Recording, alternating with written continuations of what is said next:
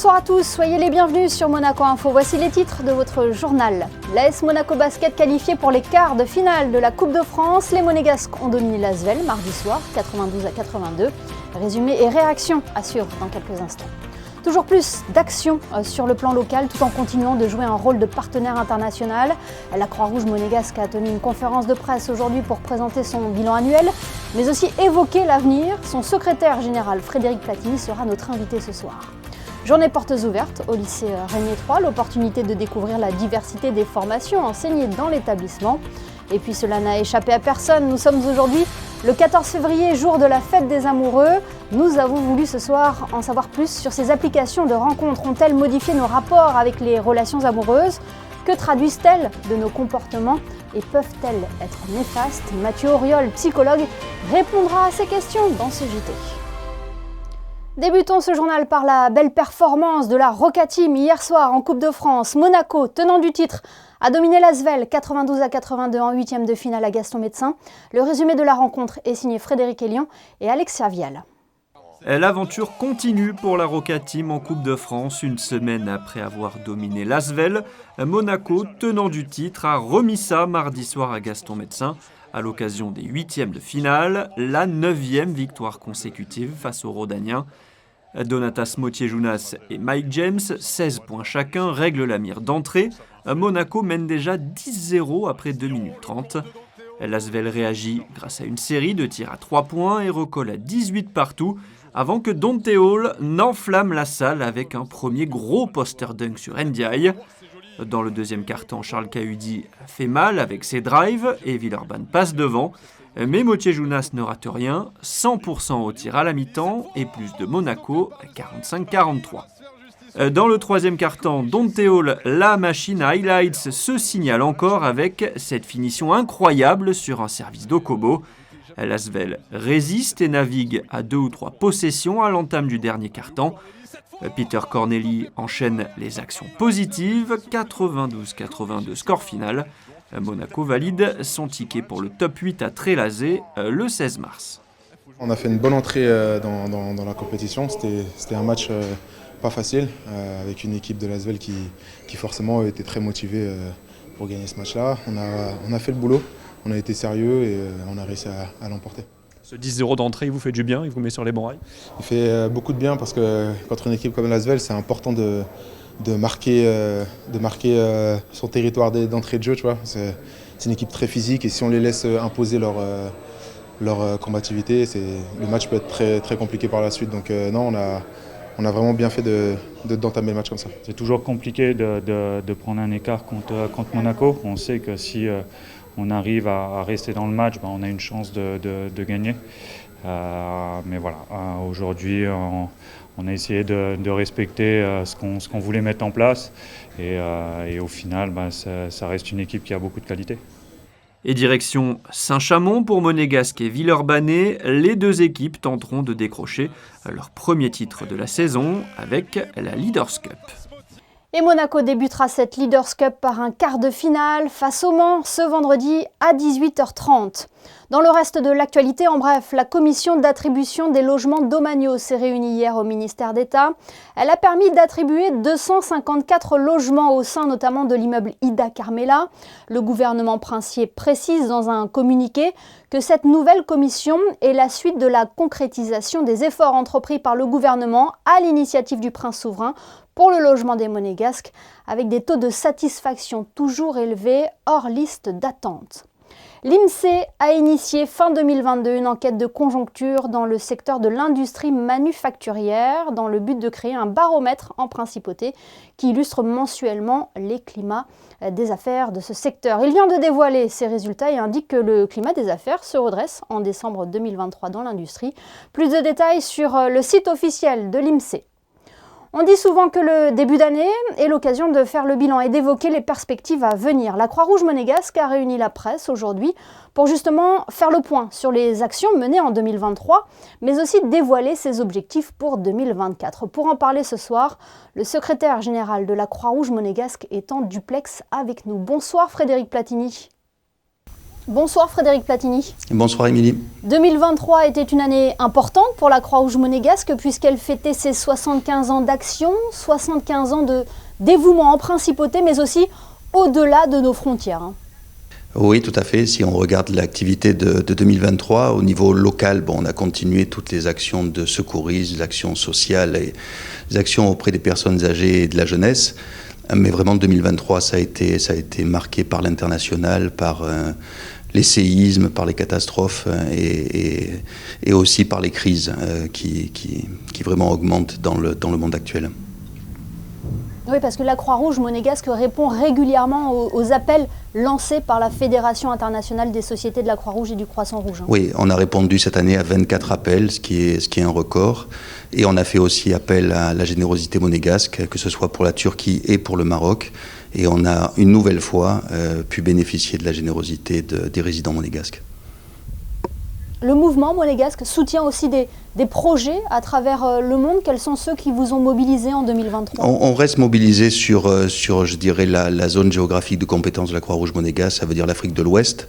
On reste mobilisé sur le Burkina Faso, c'est un pays qu'on n'abandonnera pas, et une Croix-Rouge qu'on n'abandonnera pas, malgré une situation géopolitique tendue et je dirais des défis additionnels pour nos équipes. Mission de prévention, de solidarité sociale, vos actions vous mobilisent également à Monaco et dans la région. Oui, le service social de la Croix-Rouge monégasque, c'est 500 foyers qui sont aidés tout au long de l'année. Et quand on regarde, c'est à peu près un tiers sur Monaco et les 2 tiers sur les communes limitrophes. Et c'est des gens qui sont aidés, des foyers qui sont aidés pour les ressources, je dirais pour tout ce qui est alimentaire, pour tout ce qui est aussi frais courants, notamment l'énergie, l'électricité qui a augmenté. C'était des foyers qui étaient en difficulté pour arriver à payer des factures. Donc on aide à peu près 500 foyers Monaco et limitrophes. Et plus que jamais, cette mobilisation se poursuit en 2024, Frédéric Platini. En 2024, elle se poursuit. On met vraiment l'accent sur tout ce qui est formation au secourisme. On a formé 5000 personnes l'année dernière. Quand on pense à, je dirais, la population monégasque, c'est un record. Donc on veut continuer sur cette lancée. On a lancé aussi une plateforme pour faire de la formation en ligne. Et donc on invite tous vos téléspectateurs à la consulter et à se former aussi. Et ce qui nous préoccupe, c'est vraiment la recrudescence des crises internationales et c'est également, je dirais, tout ce qui est changement climatique et tous les besoins qui sont présents à travers le monde. 2024 sera aussi une année dense en principauté. 3 Grands Prix à Monaco, la dernière étape du Tour de France aussi. Est-ce que vous serez également mobilisé sur les Jeux Olympiques ? Oui, on sera également mobilisé sur les Jeux Olympiques. On a été sollicité par la Croix-Rouge française qui a besoin de renforts. Donc on est en train de discuter avec eux et de voir sur quel lieu ils vont nous affecter, en espérant être affectés aussi sur la cérémonie d'ouverture avec nos bénévoles. La question de la migration continue aussi de vous mobiliser toujours autant ? Toujours autant, et c'est aussi la thématique de la migration, mais des mineurs isolés en France. Aujourd'hui, c'est plus de 400 enfants qui sont pris en charge par les autorités françaises. La Croix-Rouge monégasque intervient en appui. C'est un partenariat aussi avec le CHPG pour les soins dentaires. C'est les mineurs filles isolées. On en a 10 aujourd'hui, dont 9 qui sont enceintes et qui ont subi des exactions pendant leur voyage. Donc c'est une thématique forte pour la Croix-Rouge monégasque. Oui, donc toujours des actions sur le plan local, tout en continuant de jouer votre rôle de partenaire international. Merci Frédéric Platini d'avoir été avec nous ce soir sur Monaco Info. Merci beaucoup Émilie. L'art en soutien de la protection du sanctuaire Pélagos et de ses habitants. Le Rotary Club de Monaco et le secrétariat permanent de l'accord Pélagos ont installé dernièrement une œuvre monumentale au stade nautique Régnier 3. Réalisée par l'artiste Thomas Monin, elle représente le galbe d'une baleine et s'illumine la nuit. Viola Catani vous en dit plus, elle est au micro de Vanessa Dessy. L'œuvre s'appelle Aurora, donc le titre de l'œuvre est tiré d'un bateau qui a disparu en 1918, a disparu mystérieusement, et donc l'artiste a repris cette histoire pour créer cette œuvre, et pour l'artiste l'œuvre démontre un petit peu donc les menaces auxquelles les mammifères marins sont confrontés tout le temps dans la Méditerranée, dans le sanctuaire Pélagos, et en particulier aux échouages auxquels surtout les grands mammifères sont confrontés souvent dans la mer Méditerranée. Donc il s'agit d'une d'une exposition qui a été organisée afin de vulgariser un petit peu ce qu'est l'accord Pélagos et en plus pour sensibiliser le grand public à la préservation de cétacés, des mammifères marins dans le sanctuaire Pélagos. Voilà pour cette œuvre, installée donc au stade nautique Régnier 3. Le saviez-vous, le Rotary Club de Monaco figurait parmi les initiateurs du sanctuaire Pélagos, cette zone qui fait l'objet d'un accord entre la Principauté, l'Italie et la France. Patrick Veil, membre du Rotary Club, revient sur cette implication. Le Rotary est l'initiateur de Pélagos, à savoir dans les années 90. Le Rotary Club, avec l'appui du Rotary de Milan Porta Vercellini ainsi que de Saint-Tropez, avec l'appui aussi du professeur Notarbartolo, qui est un éminent spécialiste en océanologie de l'Institut Tétis de Milan, de créer donc un projet de préservation des mammifères marins dans le triangle corsico-liguro-provençal. Et ce projet a abouti donc en 1999, grâce au prince, son Altesse Sérénissime, le prince Régnier III, à la signature de l'accord Pélagos. Le but du Rotary étant de pérenniser bien sûr cette préservation des mammifères marins, ensuite d'éduquer et de sensibiliser la jeunesse notamment à ces problèmes. C'est ainsi que nous avons mis au point un escape game ainsi que des totems tels que celui que j'ai derrière moi pour vulgariser et avoir un effet ludique et en même temps éducatif. Le Rotary Club de Monaco, grandement impliqué donc dans la préservation du sanctuaire Pélagos, a également mis à disposition de nouveaux outils pédagogiques dans le but de sensibiliser les plus jeunes à l'importance de la biodiversité et de la protection des mammifères marins. La Fondation Princesse Charlène de Monaco s'associe à la Fondation Al-Heurteur et l'association familiale Pierre de Coubertin pour organiser diverses activités axées sur le sport à destination des enfants en Europe et aux États-Unis. Ce partenariat s'inscrit dans le programme sport et éducation de la Fondation. Dans un communiqué, Son Altesse Sérénissime, la Princesse Charlène, précise que cette alliance constitue une opportunité idéale pour développer les missions prioritaires de sa fondation visant à promouvoir le bien-être et le développement des enfants par le biais de projets éducatifs et d'activités sportives. L'année scolaire n'est pas encore terminée, qu'il est déjà temps pour les élèves de réfléchir à leur orientation. C'est pour cela que le lycée Régnier 3 a organisé mardi une journée portes ouvertes, l'opportunité de découvrir la diversité des formations enseignées dans l'établissement. Pour ce faire, des ateliers étaient organisés afin de permettre aux jeunes visiteurs de mieux se projeter. Et ils sont déjà quelques-uns à envisager une poursuite d'études à Monaco, comme vous allez pouvoir le constater dans ce reportage d'Alban Gingembre et Lionel Bernardi. C'est sous des regards intrigués qu'élèves et professeurs ont présenté les enseignements du lycée Régnier 3, du secteur industriel au secteur hôtelier en passant par le secteur tertiaire. Le lycée s'est dévoilé à travers plusieurs ateliers. J'ai vu les élèves cuisiner, donc j'ai vu comment s'étaient placées les cuisines, j'ai même vu quelques salles à un moment. En vrai, je trouvais ça assez joli et en vrai, moi, ça m'intéresse, ça me plaît. J'ai découvert comment ça se passait à l'intérieur du lycée, découvert aussi ce qui me plaît, la mécanique, tout ce qui est hydraulique, c'est intéressant, quoi.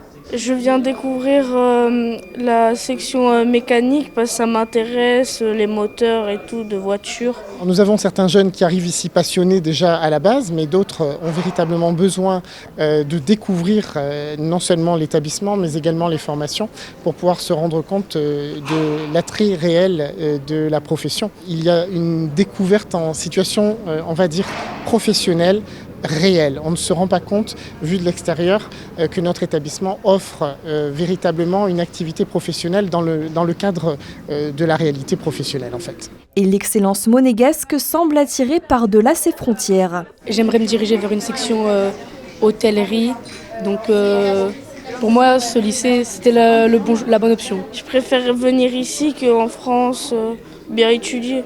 Chaque année, près de 150 nouveaux élèves font leur premier pas au lycée Régnier 3. Cela ne vous a pas échappé, nous sommes aujourd'hui le 14 février, jour de la Saint-Valentin. Cette fête des amoureux est l'occasion pour nous de nous pencher sur cette tendance qui s'est développée avec le temps. Les sites et les applications de rencontres. Il serait plus de 2 millions de visiteurs uniques par jour, selon les derniers chiffres publiés par Médiamétrie.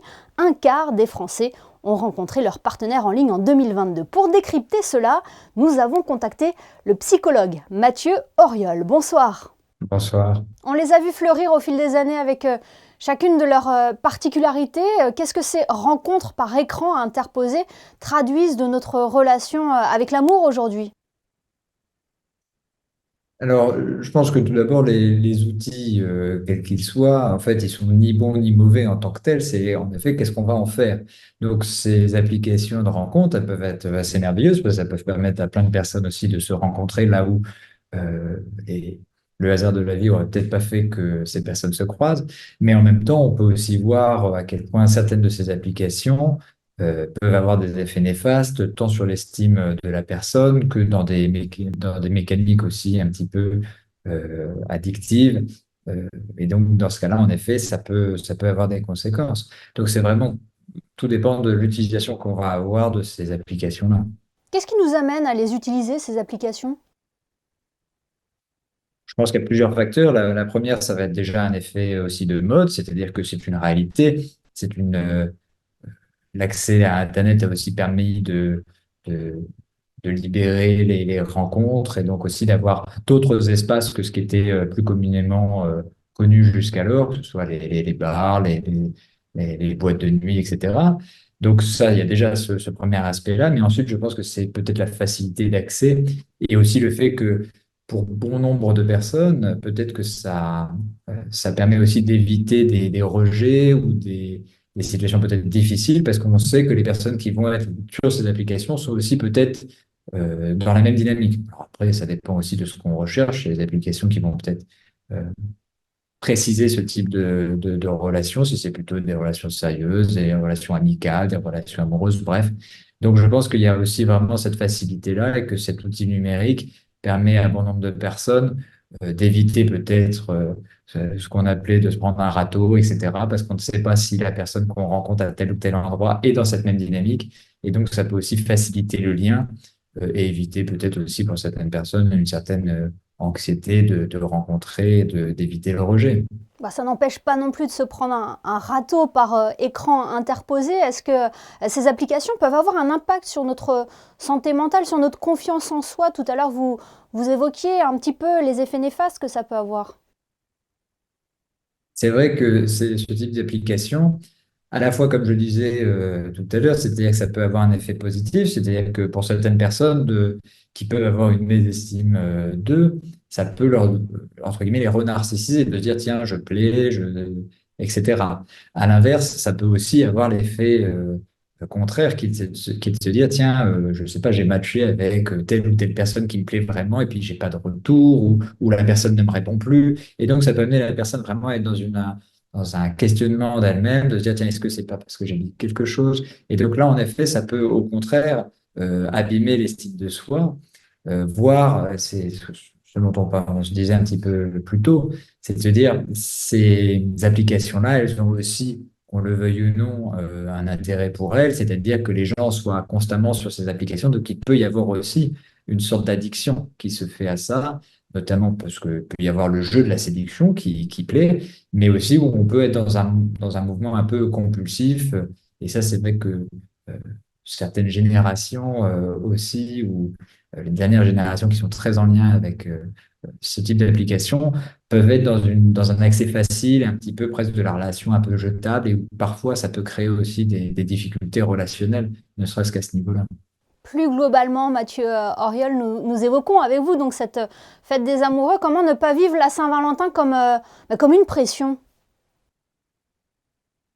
Je pense sincèrement que ce type de célébration-là, c'est avant tout pour essayer de revenir un petit peu à l'essentiel. C'est de se dire, euh, à la fois avec son ou sa partenaire, de se dire, tiens, euh, de faire un petit peu le bilan sur la relation, non pas pour voir l'aspect négatif de la chose, mais au contraire pour se dire, tiens, qu'est-ce qui nous plaît en nous, revenir aux fondamentaux, c'est-à-dire à ce qui est vraiment existentiel pour nous, de qu'est-ce qui nous fait vivre cela, et donc de pouvoir un peu célébrer ça, parce que c'est vrai que c'est pas toujours facile, que dans toute relation, il y a des hauts et des bas, et c'est important aussi de pouvoir se fixer des moments pour justement faire le point et valoriser ce qui justement nous tient à cœur, ce qui fait que nous sommes dans cette relation-là, et aussi de pouvoir aborder les choses qui tiennent. Là-dessus, on a peut-être à travailler parce que parfois on ne sait pas parler comme on voudrait ou on s'est créé des conflits là où on n'en avait pas. Donc vraiment, ça peut être le moment aussi de célébrer l'union que l'on compose, de célébrer cette affection que l'on porte l'un à l'autre. Et évidemment, c'est bien de le célébrer au jour le jour plutôt que simplement un jour par an. Merci infiniment Mathieu Auriol d'avoir été avec nous ce soir sur Monaco Info en ce 14 février. Merci. Merci à vous. Il est l'heure de votre rubrique Ceux qui font Monaco régulièrement. Christine Datomel met en valeur les restaurants, les artisans, les commerçants qui participent au rayonnement de la principauté. Ce soir, Christinda, vous allez nous faire rêver avec des robes d'exception. Oui, aujourd'hui, je vous propose de vivre un véritable conte de fées qui n'a pas rêvé un jour d'être Cendrillon. Pour cela, nous nous rendons chez Organza.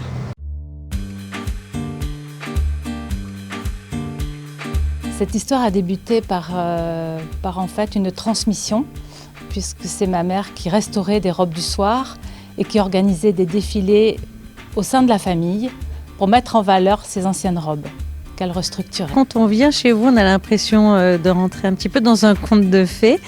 Qu'est-ce qu'on peut retrouver exactement? Beaucoup de robes du soir, de robes de cocktail. On habille également les hommes en smoking, en jaquette, pour les soirées ou pour les mariages.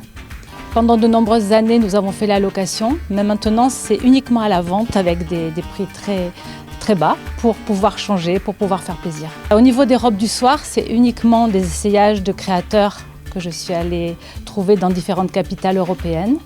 Et sinon, pour les robes de mariée, ce sont des robes soit de créateurs, on a plusieurs possibilités, soit c'est la mariée qui crée le prototype de sa robe en 1 heure. Nous avons créé différents modules, des jupes, des tops, des bretelles, des manches. Et en 1 heure, on aide la mariée à créer la robe de ses rêves, une robe personnalisée et une robe créée par elle-même et par sa maman ou ses sœurs qui sont là le jour J. Créer sa propre robe de mariée, ça vous est venu comment cette idée? Pour pouvoir se différencier un petit peu de tout ce qui existe, être différent, faire des propositions à des prix très intéressants et pouvoir être unique. Alors ça n'existe pas ce concept ailleurs, on le retrouve que chez vous? Oui, qu'ici, parce que déjà il faut savoir coudre, il faut savoir créer, il faut savoir donner des conseils, il faut savoir créer tous les modules, les jupes, les hauts, les manches, les ceintures, les bretelles, pour pouvoir proposer à la future mariée de créer avec elle, de l'inspirer pour qu'elle crée la robe de ses rêves. Et avec un budget bien défini? Oui, son budget. Elle nous donne son budget, elle nous donne des photos des modèles qu'elle aime, on en parle, on a un entretien, on se connaît et après, elle crée avec notre aide. Pour ma part, j'ai trouvé ma robe, j'attends maintenant mon prince. Sinon, sachez que la boutique Organza travaille en collaboration avec d'autres boutiques de la Principauté comme Maison Noire, Le Champagne, Comte de Monte-Carlo ou encore 6 Monaco et Monaco Élégance. Et en espérant que votre message ait été entendu, Christinda, rejoignons Frédéric et Lyon à présent pour vos prévisions météo. Bonsoir Frédéric, quel temps est-il prévu jeudi? Une journée maussade, Émilie, avec quelques éclaircies et surtout un ciel bien couvert tout au long de la journée, surtout l'après-midi. Les températures seront comprises entre 9 et 13 degrés avec un léger vent. Jeudi 15 février, ce sera la Saint-Claude. Oui, il se dit que nous fêterons également les Claudines demain. Merci Frédéric et merci à vous de nous avoir suivis. On referme ce journal avec une petite dose d'amour qui vous est offerte par les photographes de la direction de la communication en ce jour de la Saint-Valentin. Passez une très belle soirée et à demain, 19h pour votre JT sur Monaco Info.